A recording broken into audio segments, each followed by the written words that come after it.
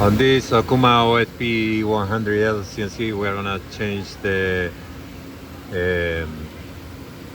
setting on the RS232 port. We are gonna go to parameters,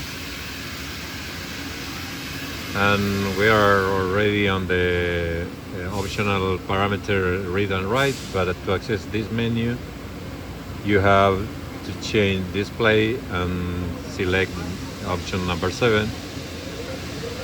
And if you want to change the flow control, in this case, as you see, it's grayed out. I cannot access the field here, but I would like to set this flow control as a no PC code, which means it's not gonna use X on, X off.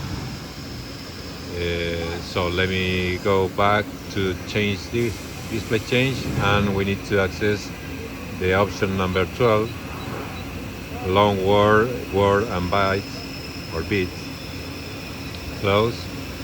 And here we have the port number 0, port number 1, number 2, number 3, number 4, etc. So we're gonna use the byte number 15 and change these bits.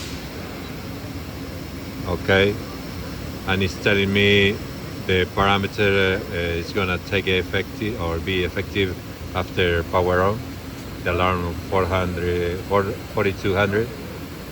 So let's change back to read write, and you see now we have the option to change it from here if we want to, but we're gonna leave it as it is.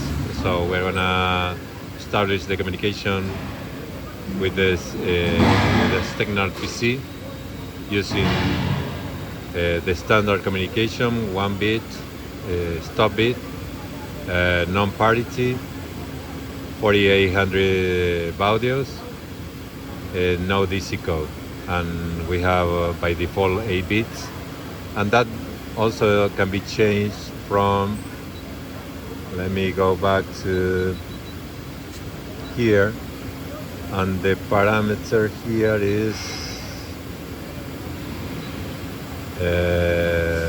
let me go down. The parameter here is one of these,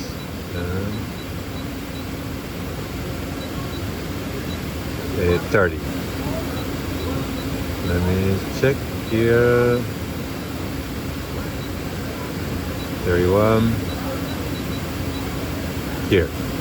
So if we set this parameter, this bit 31.3 to 1, it's gonna be 7 bits instead of 8. So now we have by default 8 bits. Okay.